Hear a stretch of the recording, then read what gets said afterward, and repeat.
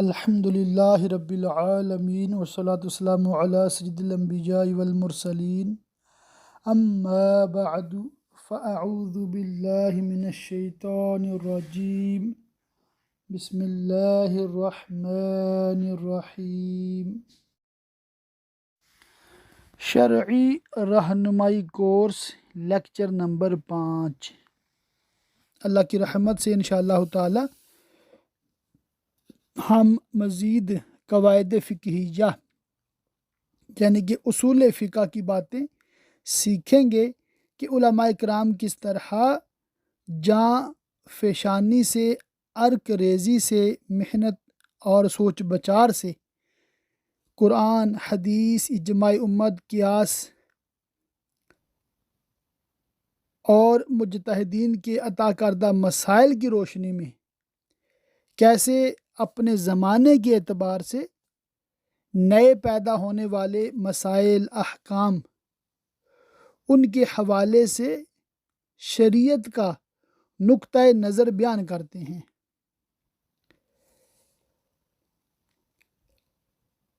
اسباب تخفیف جاری تھے، جن میں پچھلے سبق میں ہم نے سفر، مرض، اکراہ، نسیان، جہالت، نقص، عسر اور عموم بلوا کے بارے میں کچھ سماعت کیا۔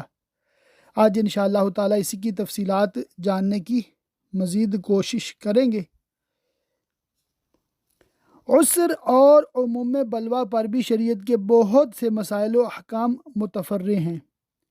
عسر کا مطلب ہے تنگی اور دشواری، اور عموم بلوا کا مطلب ہے ایسا ابتلاء عام جس سے بچنا دشوار اور مشکل ہو، جیسے اس کپڑے سے نماز پڑھنے کی اجازت ہے جس پر چوتھائی کپڑے سے کم میں نجاست خفیفہ لگی ہو، یا بقدر درہم نجاست غلیظ لگی ہو، یا جیسے معذور کے جسم سے برابر نجاست خارج ہو رہی ہے، جب بھی وہ کپڑا دھوئے نجاست نکل کر پھر لگ جائے، اسے اس کپڑے میں نماز کی اجازت ہے۔ وہ نجاست جس کا زائل ہونا دشوار ہو یا زائل نہ ہو سکے وہ بھی عضو میں داخل ہے، جیسے کپڑے پر نجس پختہ رنگ ہو یا نجس مہندی ہاتھوں پر لگائی، اب دھونے سے اس نجاست کا اثر زائل نہیں ہوتا، اس حالت میں اس کا حکم پاکی کا ہے اور نماز اس سے جائز ہے۔ اونٹ کی مینگنی اگر دودھ میں پڑ جائے اور پھوٹنے سے قبل فوراً نکال لی جائے وہ دودھ نجس نہیں۔ کپڑے کو نجس بخارات لگے تو صحیح یہ ہے کہ کپڑا نجس نہیں۔ مشک یہ ایک خوشبودار سیاہ رنگ کا مادہ جو ایک قسم کے ہرن کی ناف سے نکلتا ہے۔ مشک حالانکہ وہ خون ہے مگر اس کے پاک ہونے کا حکم ہے۔ پاک مٹی ناپاک پانی میں یا ناپاک مٹی پاک پانی میں ملا کر گارا بنایا جائے تو اس کے پاک ہونے کا حکم ہے۔ بچوں کو تعلیم حاصل کرنے کے لیے بلا وضو قرآن کا چھونا جائز ہے۔ نابالغ بچے جو ہوتے ہیں مدارس میں پڑھتے ہیں، مساجد میں پڑھتے ہیں، گھروں میں پڑھتے ہیں، تو بعض بچے بار بار وضو کا بہانہ کرتے ہیں، تو ان کو کہیں گے آپ پڑھتے رہیں، چاہے وضو ٹوٹ گیا ہے آپ پڑھتے رہیں۔ میت کو غسل دینے والے پر اگر میت کے غسل کا پانی کی چھینٹیں آ جائیں تو نجاست کا حکم نہیں۔ راستے کی کیچڑ اگر کپڑے یا پیر پر لگے تو کپڑا یا پیر نجس نہیں۔ تو یہاں پھر کئی مسائل وہ ہیں جو اللہ کی رحمت سے آپ فقہ کی کتابوں میں پڑھتے سنتے رہتے ہیں۔ ان کی بنیاد کیا ہے؟ یہ اصول۔ کون سا؟ عسر، تنگی کی وجہ سے تخفیف آ گئی، نرمی آ گئی۔ آگے ہے نقص۔ اسباب تاثیر میں سے یہ بھی ایک سبب ہے جیسے صبی یعنی چھوٹا بچہ و مجنون کو تکلیفات شرعیہ سے مکلف نہیں کیا گیا، جب تک وہ اس حالت میں رہیں ان کا معاملہ ان کے ولی کے سپرد کر دیا گیا، اور عورتوں کو نماز باجماعت، نماز جمعہ و عیدین اور جہاد کی تکلیف نہیں دی گئی وغیرہ۔ صاحب نور الانوار علیہ الرحمٰن نے اسباب تخفیف و تاثیر کو مبحث اہلیہ کے زیر عنوان بیان فرمایا ہے۔ انہوں نے ان اسباب کو زیادہ تفصیل کے ساتھ لکھا ہے۔ اولاً ان کو 2 قسموں میں تقسیم فرمایا: اسباب تخفیف عوارض سماویہ کی وجہ سے، دوسرا اسباب تخفیف عوارض مکتسبہ کی وجہ سے۔ عوارض سماویہ کی وجہ سے جن اسباب پر شریعت نے جو آسانیاں دی ہیں وہ اسباب یہ ہیں: صغر یعنی کم عمری، چھوٹا بچہ، عبادات، حدود، کفارات صغیر پر واجب نہیں، لیکن جو سمجھدار ہے فرضیت ایمان اس سے ساقط نہیں ہے۔ نمبر 2 جنون، جنون ممتد، وہ جنون جو مسلسل 1 ماہ تک رہے، اس میں صاحب جنون پر عبادات فرض نہیں، اس کی طلاق بھی نافذ نہیں، بندہ ہے ہی پاگل تو شریعت نے اس کو رخصت دے دی۔ عطا یعنی دماغی خلل، کبھی عقل کی بات کرے اور کبھی پاگلوں کی سی، اس کی طلاق نافذ نہیں۔ نسیان ناسی یعنی بھول جانے والا، اس کا روزہ میں بھول کر کھا لینا، ذبح کے وقت تسمیہ پڑھنا یاد ہی نہیں رہا، پھر بھی جانور حلال ہو جائے گا۔ اسی طرح اور مثالیں ہیں، ساری میں نہیں پڑھ رہا بلکہ آپ کو انشاءاللہ تعالی PDF دی جائے گی، آپ خود دیکھ لیجئے گا۔ کئی مثال تو وہ ہیں کہ آپ کو پہلے سے معلوم ہیں، مگر صرف ان کا ایک ترکیب سے اصول بیان کیا جا رہا ہے کہ کیسے وہ مثال لکھے گئے۔ نوم یعنی نیند، یہ بھی ایک نقص ہے۔ نائم کی یعنی سونے والے کی طلاق اور اس کا ارتداد نافذ نہیں۔ اغما، یہ قسم کی بے ہوشی ایک مرض ہے جس میں انسان کی قوتیں مضمحل ہو جاتی ہیں، اس میں عقل و تمیز اور شعور نہیں رہتا، اس حالت میں اس کی طلاق نافذ نہیں، نہ اسے کلمہ کفر صادر ہونے سے ارتداد کا حکم دیا جائے گا۔ رق غلامی، غلام کے تصرفات نافذ نہیں، اس پر حج فرض نہیں۔ مرض، مریض حالت مرض و ضعف میں بیٹھ کر یا لیٹ کر یا اشارے سے نماز پڑھ سکتا ہے۔ حیض، اس حالت میں عورتوں کو نماز معاف ہے، روزہ کو مؤخر کریں گی۔ نفاس، یہ وہ خون ہے جو بچہ کی ولادت کے بعد عورتوں کے جسم سے جاری ہوتا ہے، اس عرصہ کی نمازیں ان عورتوں سے معاف ہیں، روزے مؤخر کرے گی۔ موت، اگر کسی پر حج فرض ہوا لیکن ابھی حج کا وقت نہیں آیا تھا کہ موت واقع ہو گئی تو اس پر حج ادا نہ کرنے کا گناہ نہیں۔ اسباب تخفیف و تیسیر عوارض مکتسبہ، یعنی اپنے اکتساب سے جو مطلب عوارض پیش آتے ہیں۔ پہلا ہے جہل، جہل کئی قسم کا ہوتا ہے جن میں بعض جہل تیسیر و تخفیف کے لیے عذر نہیں، اور بعض جہل یعنی جہالت عذر مسموع ہیں۔ عذر مسموع کہتے ہیں قابل قبول عذر۔ کافر کا جہل اس کے عدم ایمان کے لیے عذر مسموع نہیں، ایسے ہی اصحاب الہوا کا جہل صفات الہیہ اور احکام آخرت نہ ماننے میں عذر نہیں، اور امام برحق کے خلاف بغاوت کرنے میں باغی کا جہل عذر مسموع نہیں، جبکہ وہ دلیل فاسد کا سہارا لے کر بغاوت کر رہا ہو۔ وہ امور جن میں شرع نے جہل کو عذر مسموع تسلیم کیا ہے، اس بنیاد پر تخفیف دی ہے، یہ ہیں۔ مطلب کب جہالت عذر ہے، یہ غور سے سنیے گا، توجہ سے۔ نمبر 1،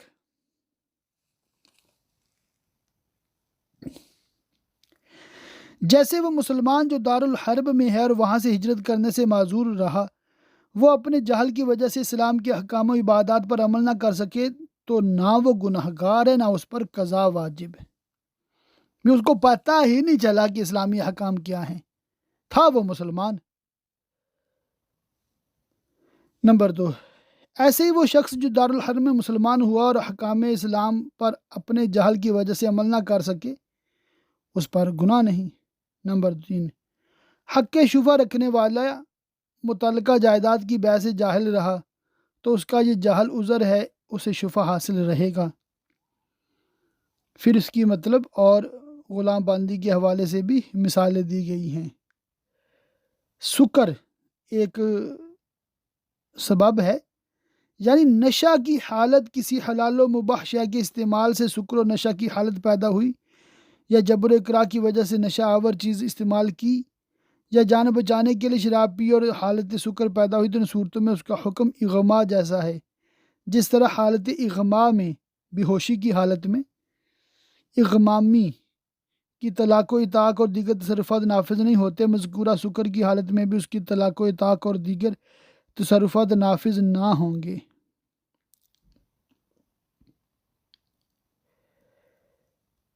اگر کوئی حرام و ممنوع شے یا شراب بغیر عذر شرعی پی، جیسے شراب پی اور نشہ ہوا، تو اس کے تصرفات نافذ ہوں گے۔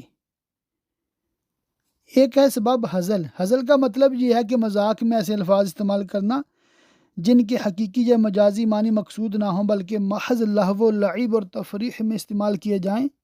حاضل یعنی مذاق میں بات کہنے والا الفاظ تو اپنے اختیار سے، اپنی مرضی سے استعمال کرتا ہے، لیکن ان کی اصل مفہوم اور ان کے حکم شرعی سے راضی نہیں ہوتا۔ امور غیر مالیہ جیسے طلاق و اطاق، یمین، کفر، ارتداد میں ہزل کے الفاظ نافذ ہوں گے، اور بیع، اجارہ اور اقرار میں بعض صورتوں میں نافذ ہوں گے اور بعض میں نہیں۔ صفا، صفا سین فا ہا، یعنی کہ صفی جسے ہم کہتے ہیں نا، بے وقوف، یعنی مقتضی شرع یا مقتضی عقل کے خلاف مال کو تبذیر سے ضائع کرنا، اسراف سے ضائع کرنا۔ صفی پر جملہ حکام شرع نافذ ہوں گے، لیکن اسے مال خرچ کرنے سے روکا جائے گا۔ سفر، شریعت کی مقررہ مسافت طے کرنے والا مسافر 4 والی نماز دو پڑھے گا، یعنی قصر کرے گا، روزہ مؤخر کر سکتا ہے، موضوع پر مسا 3 رات تک کر سکتا ہے، سواری پر اشارے سے بھی نماز پڑھ سکتا ہے۔ اس میں مطلب سنن واجب کو، نفل وغیرہ کو پڑھ سکتا ہے، فرائض کو نہیں پڑھ سکتا۔ قبلہ رو ہونا بھی ضروری نہیں۔ خطا، خطا کا مطلب ہے کوئی کام بلا ارادہ ہو جانا یا ارادہ کے خلاف ہو جانا، لہذا اگر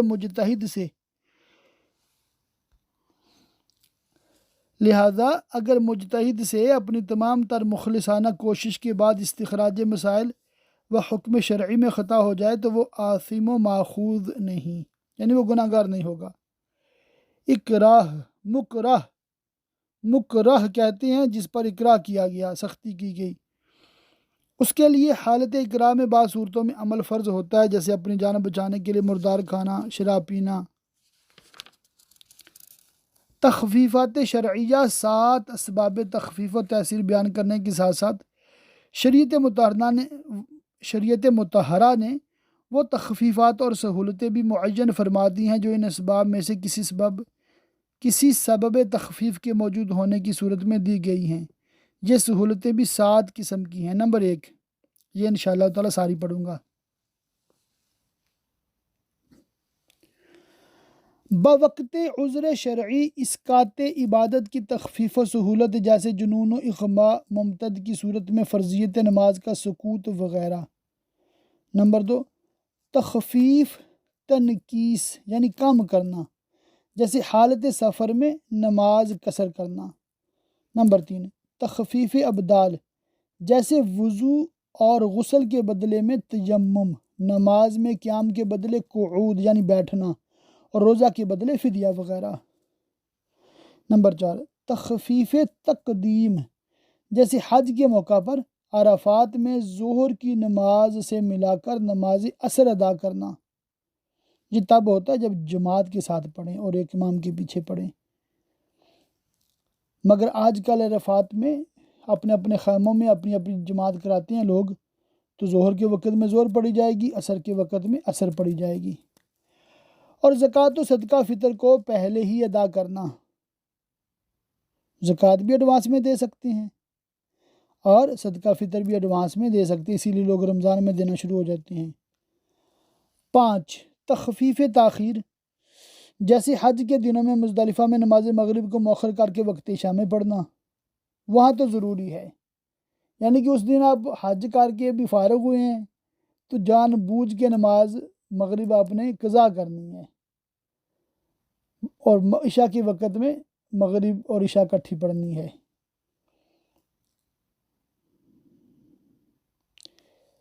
اور مریض و مسافر کے لیے روزہ مؤخر کرنا اور کسی ڈوبنے والے کو بچانے کے لیے نماز مؤخر کر دینا۔ کوئی ڈوب رہا ہے، اس کو پتہ ہے میں جان بچا سکتا ہوں، تو یہ پانی میں جائے، نماز چھوڑے اور اس کی جان بچائے۔ نمبر 6، تخفیف ترخیص، جیسے نجاست خفیفہ ربع ثوب سے کم تک لگ جانے کی صورت میں، نجاست غلیظ بقدر 1 درہم لگی ہونے کی صورت میں نماز پڑھنے کی رخصت۔ نمبر 7 اور آخری ہے تخفیف تغییر، جیسے بوقت جہاد دشمن کے خوف سے نماز کے نظم میں تغییر تبدیلی کرنا۔ نماز خوف کا بیان ہم نے پڑھا تھا، قرآن پاک میں بھی تفصیل ہے، تفسیر میں مطلب، اور فقہ کی کتابوں میں بھی اس کا بیان ملتا ہے۔ تو یہ وہ باتیں تھیں جنہیں بیان کرنے کا مقصد آپ کو یہ تھا کہ دیکھیں اللہ پاک نے ہمارے لیے کتنی آسانیاں رکھی ہیں۔ فٹ اینڈ ہیلدی ہیں تو احکام اور ہیں، مجبور ہیں احکام اور ہیں۔ کوئی دارالحرب میں ہے، یعنی کافروں کے ملک میں ہے اور اسلام کے مطابق مکمل اس کو معلومات نہیں ہے، تو اس کو بھی تخفیف ہے۔ اسی طرح مسافر کو تخفیف ہے۔ اسی طرح جس کو گن پوائنٹ پہ مجبور کیا گیا شراب پینے کے لیے، سور کھانے کے لیے، اس کو بھی تخفیف ہے۔ اور کسی کو حلال مل نہیں رہا، جان بچانے کے لیے حرام بقدر ضرورت کھاتا ہے، اس کی بھی رخصت ہے۔ تو یہ وہ چیزیں بیان کی گئی ہیں کہ جن سے ہمیں اندازہ ہوتا ہے کہ اللہ تعالیٰ کی خاص رحمت ہے مسلمانوں پر، ٹھیک ہے، اور بہت زیادہ سہولت شریعت نے رکھی ہے۔ اور ایک اور پوائنٹ ہمیں سیکھنے کو یہ بھی ملا ہے کہ اگر ہم کوئی مسئلہ سیکھ لیتے ہیں تو اس کو حرف آخر نہ سمجھیں کہ ہر ایک کو وہی مسئلہ بتانا ہے، ایسی بات نہیں ہے۔ بعض لوگ اس سے مستثنا ہوتے ہیں، سمجھے بات؟ تو اگر کوئی مجبور ہے، اپنی کوئی مجبوری بیان کر رہا ہے، عذر بیان کر رہا ہے، تو وہ اپنے قریبی سنی حنفی بریلوی مفتی صاحب سے چیک کر لے، ہو سکتا ہے واقعی اس کو کوئی سہولت اور آسانی مل جائے۔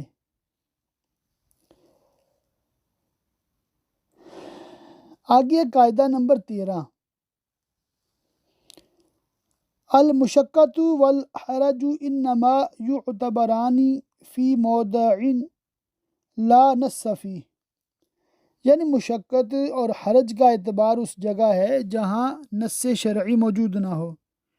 اگر کسی مسئلہ میں نص موجود ہے، یعنی شریعت کا واضح طور پہ آیت یا حدیث موجود ہے، تو پھر اس کا اعتبار نہ کیا جائے گا۔ جیسے حرم کی گھاس اکھاڑنا کہ اس پر نص موجود ہے کہ یہ جائز نہیں، لہذا یہاں اس قاعدہ کا اعتبار نہیں ہے۔ چند قواعد جو ہیں وہ مطلب میں چھوڑ رہا ہوں، سارے نہیں ریکارڈ کر رہا، آپ ان کو خود سے دیکھ لیجئے گا، پڑھ لیجئے گا اور سمجھنے کی پوری کوشش کیجئے گا۔ قاعدہ نمبر 20 ہے، منب تولیہ بلیجتین وہما متساویتان یاخذ بایتہما شاء وان اختلفتا یختار اہونہما۔ اگر کوئی شخص 2 مصیبتوں میں گرفتار ہو جائے اور دونوں برابر کی ہوں تو جس کو چاہے اختیار کرے، اور اگر دونوں برابر کی نہ ہوں تو ان میں سے جو ہلکی ہو اسے اختیار کرے۔ کیونکہ حرام کا ارتکاب بوجہ مجبوری جائز کیا گیا ہے، لہذا کم سے کم ہو، اس لیے بڑی مصیبت کو ترک کر دے کہ اس میں بلا ضرورت زیادہ حرام کرنا پڑے گا۔ جیسے کسی کے جسم میں زخم ہے، اگر وہ سجدہ کرتا ہے تو زخم بہنے لگتا ہے، اور زخم بہے گا تو وضو ٹوٹے گا، جسم ناپاک ہوگا، اور سجدہ نہیں کرتا تو زخم نہیں بہتا، اس صورت میں نماز کا سجدہ ترک کرنا پڑے گا۔ تو وہ بیٹھ کر نماز ادا کرے اور رکوع اور سجدہ اشارہ سے ادا کرے، کیونکہ سجدہ ترک کر دینا اس سے کم تر ہے اور آسان ہے کہ نماز حالت حدث اور نجس جسم کے ساتھ پڑھے۔ ایسے ہی اگر کوئی ضعیف و ناتواں بوڑھا ہے، اگر وہ کھڑے ہو کر نماز پڑھتا ہے تو قرأت قرآن نہیں کر سکتا، اس کی آواز ہی نہیں نکلتی، اور بیٹھ کر نماز پڑھتا ہے تو قرأت کر لیتا ہے، وہ بیٹھ کر نماز ادا کرے گا اور قیام ترک کر دے گا، کیونکہ ترک قیام تو نوافل میں بھی جائز ہے مگر ترک قرأت قرآن جائز نہیں۔ ایسے ہی کوئی جاں بلب فاقہ زدہ ہے، اس کے پاس کھانے کے لیے مردار ہے اور کسی دوسرے کا کھانا ہے تو اسے مال غیر حلال نہیں، بقدر ضرورت مردار کھائے گا، یہ احون ہے۔ بعض فقہا کا قول ہے کہ مردار نہیں کھائے گا، مال غیر کھائے گا۔ ابن سماعہ تحاوی امام کرخی کا یہی قول ہے۔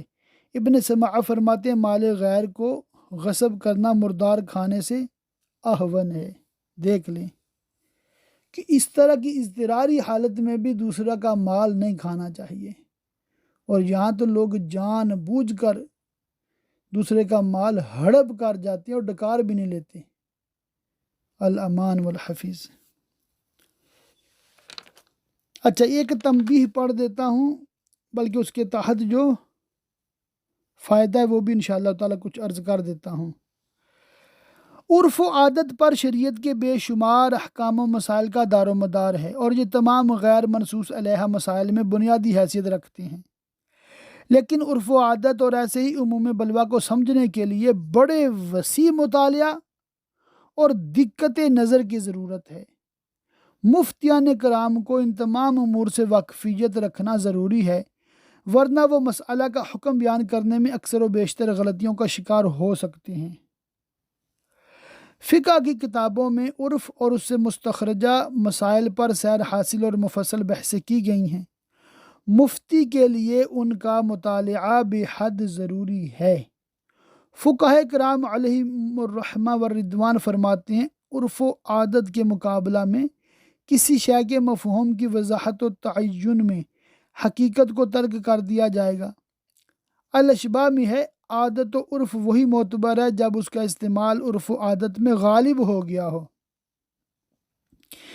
اسی لیے فقہاء کرام فرماتے ہیں کہ اگر کسی شہر میں مختلف قسم کے درہم و دینار چل رہے ہوں، یعنی مختلف قسم کے سکے چل رہے ہوں، وہاں اگر کسی نے کوئی چیز 10 درہم یا 10 دینار میں خریدی یا فروخت کی تو بائع وہ درہم یا دینار لینے کا مستحق ہوگا جن کا غالب چلن وہاں کا عرف و عادت ہو۔ اگر خریدار کوئی دوسرا سکہ یا دوسرے قسم کے درہم و دینار دینا چاہے تو بائع کو یعنی بیچنے والے کو انکار کا حق ہوگا۔ شرح بیری میں بحوالہ مبسوط بیان کیا گیا ہے جو چیز عرف سے ثابت ہو وہ ایسی ہے جیسے نص سے ثابت ہو۔ فائدہ: بہت سے وہ حکام جن پر صاحب مذہب مجتہد نے اپنے زمانے کے عرف و عادت کی بنیاد پر نص قائم کی، فتویٰ دیا، مطلب زمانہ اور حالات کے بدل جانے سے تبدیل ہو گئے۔ اہل زمانہ میں فساد آ جانے کی وجہ سے یا عموم ضرورت کی وجہ سے، جیسے تعلیم القرآن کی اجرت کا جواز اور ظاہری عدالت پر اکتفا نہ کرنا اور غیر سلطان سے اکراہ کا تحقق، کیونکہ فقہائے متقدمین کے زمانہ میں اکراہ صرف بادشاہی سے متحقق ہو سکتا تھا، غیر سلطان سے اکراہ نہیں ہو سکتا تھا، لیکن بعض عوام الناس میں سے لوگ قتل و خون ریزی پر اتنے جری ہو گئے کہ ان سے بھی اکراہ کا تحقق ہو گیا۔ فقہائے متقدمین زمان مباشر پر واجب کرتے تھے، متسبب پر نہیں، لیکن بعد میں زمان متسبب پر عائد کیا گیا۔ اس کی وجہ فساد اہل زمانہ اور حالات کا متغیر ہونا بیان کیا گیا۔ ایسے ہی وسیع اب مال یتیم میں مداربت نہیں کر سکتا۔ تو اس طرح کے مطلب کئی اور مثالیں ہیں کہ عرف و عادت کے بدلنے سے بعض احکام میں تبدیلی آئی ہے، اور یہ بالکل فقہائے کرام کے اپنے بنائے ہوئے اصول و قواعد کی روشنی میں ایسا ہوا ہے، اور یہ بالکل گویا کہ شریعت کا ہی حکم ہے۔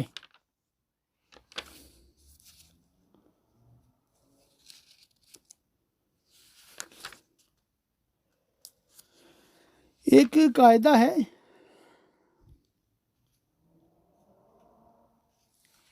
قاعدہ نمبر 32 الحر لا يدخل تحت الید، یعنی آزاد مرد و عورت پر کوئی قبضہ نہیں ہو سکتا، لہذا اگر کوئی شخص کسی آزاد مرد و عورت یا بچہ کو غصب کر کے لے گیا اور پھر وہ اس کے قبضہ میں اچانک قدرتی موت مر گیا تو غاصب اس کی جان کا ضمان دینے کا ذمہ دار نہ ہوگا۔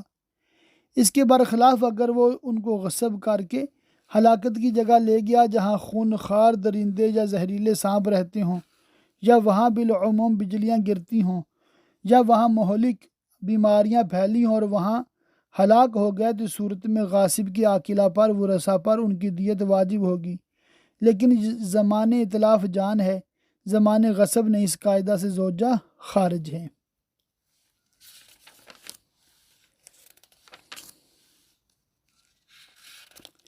ایک قاعدہ ہے بالکل مختصر، ایک لائن کا تقریباً، قاعدہ نمبر 41 ہے 41 ما حرم فعلہ حرم طلبہ، یہ بہت یاد رکھنے والا قاعدہ ہے۔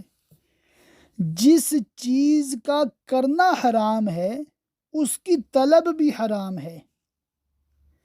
ذمی کو جزیہ دینا حرام ہے مگر اس سے طلب کرنا جائز ہے، یہ مسئلہ اس قاعدہ سے مستثنی ہے۔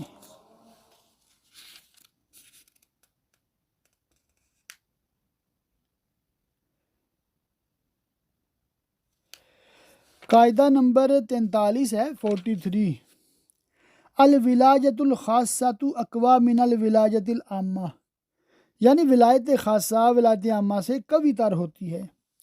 جیسے قاضی کو کسی یتیم لڑکی یا لڑکے کے نکاح و تزویج کا حق نہیں اگر اس کا ولی ہے، خواہ وہ ولی اثبات میں سے ہو یا ذوی الارحام میں سے، کیونکہ ولی کو ولایت خاصہ حاصل ہے اور قاضی کو ولایت عامہ۔ ولی خاص کو قصاص لینے، صلح کرنے اور قاتل کو بلا معاوضہ معاف کرنے کا حق ہے، امام کو معاف کرنے کا حق نہیں۔ فائدہ: ولی خاص 3 قسم کے ہیں۔ نمبر 1 مال و نکاح میں ولی، یہ صرف باپ دادا ہی ہو سکتے ہیں، یہ ان کا ذاتی وصف ہے، یہ اگر خود کو ولایت سے معزول بھی کرنا چاہیں تو یہ معزول نہ ہوں گے۔ نمبر 2 فقط نکاح میں ولی، یہ تمام اسبات ہو سکتے ہیں اور ماں اور ذوی الارحام نیز ولایت وکیل اس کی ولایت کو معقل معزول کر سکتا ہے، معقل معزول کر سکتا ہے، اور وکیل و ذوی الارحام بھی خود کو ولایت سے معزول کر سکتے ہیں۔ نمبر 3 فقط مال میں ولی اور وہ اجنبی ہے جو وصی بنایا گیا ہو، وصی کی ولایت کو وصی بنانے والا معزول کر سکتا ہے، اور غیر ایماندار و بددیانت وصی کو قاضی بھی معزول کر سکتا ہے، لیکن وصی خود کو معزول نہیں کر سکتا۔ قاضی وصی کی موجودگی میں مال یتیم میں تصرف کا حق نہیں رکھتا۔ وصی کہتے ہیں جس کے لیے وصیت کر گیا مرنے والا کہ میرے بچوں کے معاملات تیرے حوالے ہیں۔ بالکل آخری باتیں اس موضوع پر، ان تمام قواعد کے ماتحت بے شمار جزئیات ہیں مفتی اور فقیہ غیر منصوص مسائل میں جن پر کوئی شرعی استدلال نہ ہو، نئے پیش آنے والے مسائل میں ان اصول و قواعد کی روشنی میں حکم شرعی کی تخریج کر سکتا ہے بشرطے کہ فقہ پر اس کی نظر ہو۔ 12ویں صدی کے بعد سوائے علامہ شامی رحمۃ اللہ علیہ کے کسی فقیہ نے ان قواعد فقہیہ اور اصول کلیہ سے مسائل کا استنباط نہیں کیا، اور یہ بات علامہ شامی کی خصوصیات میں سے ہو کر رہ گئی۔ 13ویں اور 14ویں صدی کے ہندوستانی علماء فقہ میں واحد شخصیت علامہ احمد رضا علیہ رحمہ کی ہے، یعنی کہ سیدی اعلیٰ حضرت امام احمد رضا خان بریلوی رحمۃ اللہ تعالی علیہ، جنہوں نے مسائل کے استنباط میں بکثرت ان قواعد فقہیہ سے استنباط و استخراج فرمایا۔ ان کے فتاوی رضویہ میں بڑی تعداد میں ان اصول و قواعد فقہیہ کا ذکر ملے گا۔ یہ اس امر کا شاہد عادل ہے کہ علامہ شامی کی طرح امام احمد رضا علیہ رحمہ بھی فقہ میں مہارت کاملہ رکھتے تھے جن کی نظیر گزشتہ 2 صدیوں میں نظر نہیں آتی۔ تو ذکر اعلیٰ حضرت پر ہمارا شرعی رہنمائی کورس لیکچر نمبر 5 اپنے اختتام کو پہنچا۔ اللہ کی رحمت سے انشاء اللہ تعالی اگلے لیکچر میں ہم لیکچر نمبر 6 میں وراثت کے مسائل انشاءاللہ تعالی سیکھنے اور سمجھنے کی کوشش کریں گے۔ اللہ پاک کی بارگاہ میں دعا ہے اللہ پاک ہمیں خوب علم دین سیکھنے، سمجھنے، یاد رکھنے، عمل کرنے اور دوسروں تک پہنچاتے رہنے کی توفیق رفیق مرحمت فرمائے، آمین بجاہ النبی الامین وصلی اللہ تعالی علیہ وآلہ وصحبہ وبارک وسلم۔